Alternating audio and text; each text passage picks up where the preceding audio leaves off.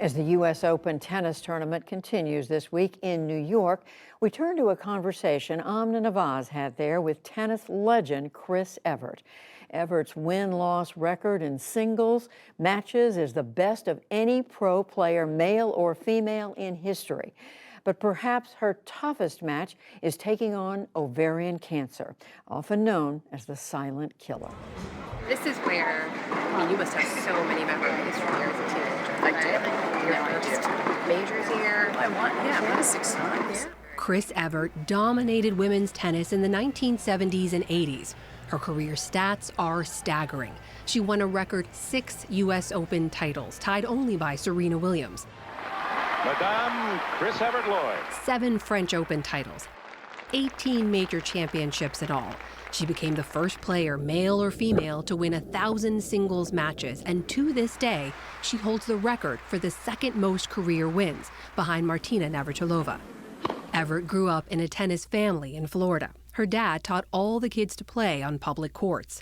Now 67 and herself the mother of 3 sons, Evert spent most of her life in the white-hot spotlight. She became known for her tough, seemingly unemotional outer shell. But nothing, she says, could have prepared her for the loss of her sister, Jeannie Evert Dubin, who played on the tour with Chris for a while. Jeannie's ovarian cancer was detected late. She lived for 2 more years and died in 2020. Jeannie had tested negative for the harmful variant of the BRCA1 gene, but her blood was stored in a lab in case knowledge or data of new variants became available, and as genetic testing evolved. 2 years after her death, Jeannie's blood tested BRCA positive, a warning bell for possible ovarian or breast cancer predisposition in the family. A call from her doctor took Chris Evert's life down an unexpected path. Ovarian cancer, but caught early, stage 1C. Today, Evert is back courtside as a commentator for ESPN, coaching and mentoring the next generation.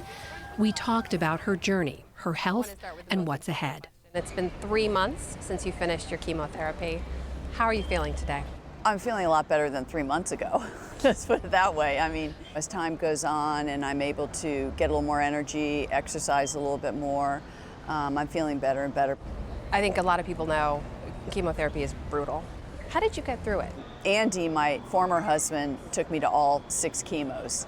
And, he was really supportive. I had a little nausea and fatigue, not tiredness, but fatigue is a different feeling.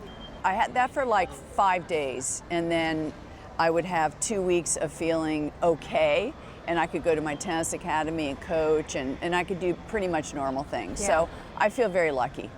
Lucky not only because they caught her cancer early, but because they caught it at all. The geneticist called and said, we retested Jeannie's blood and another variant has come up, and now she's BRCA positive, so you're gonna have to go take the BRCA test. And so all of our siblings took it. I went the next day and took the BRCA test, and 10 days later discovered that I was positive. I went to the doctor and he said, okay, you have to have a hysterectomy. You don't need the reproductive organs, so the best thing, the safest thing is just to get everything out. I encourage any woman not to be afraid of having a hysterectomy. But what happened was surprising after that. My doctor called me 3 days later and said, we are really shocked about this, but our findings are that you had ovarian cancer and you had cancer in your fallopian tubes.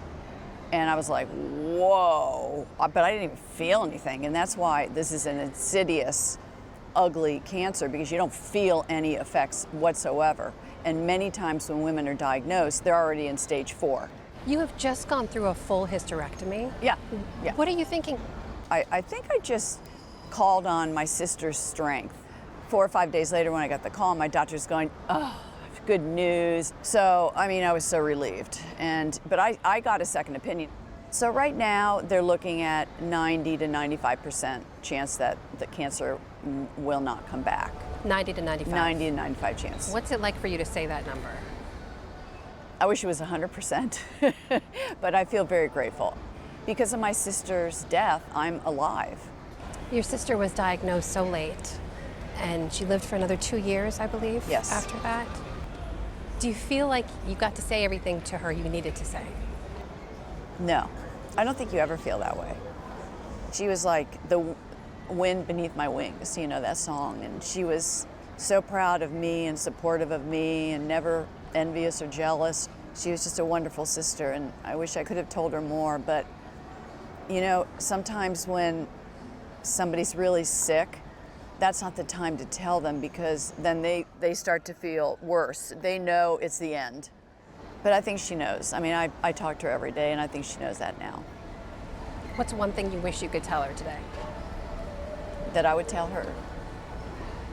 Oh, God, you just know how to ask these questions. Oh, my God, I'm sorry. I talk about this so much, and I've never cried like this, but I just can't believe how strong she was, and that she never complained. And she had ports, and she had incisions all over her body, and she was down to 80 pounds. And I saw her go through this, and she would either be quiet or she'd try to muster up a smile.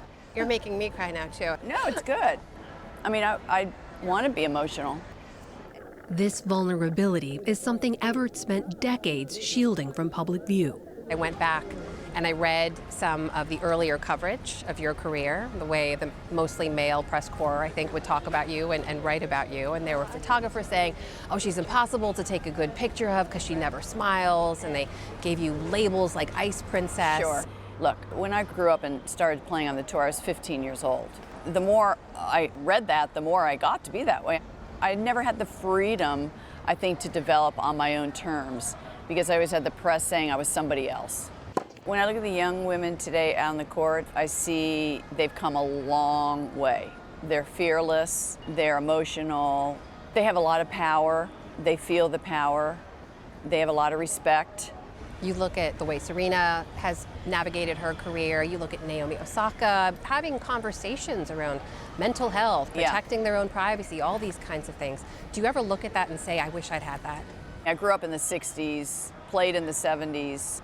There were taboo subjects. You didn't talk about it. You didn't talk about, you know, being gay, and you didn't talk about controversial subjects at all. That was the way the society was, the culture was here in America, maybe here in the world. But now women are just owning themselves, and they're empowering themselves, and we're reaching, you know, more and more equality with the men. How would you describe the place that the game holds today in your life? I have so many ways of being involved in the game. I mean, I love telling people of me being on center court in the finals, what it feels like, what the pressure feels like. I mean, I love that. I think what I love even more is the mentoring part.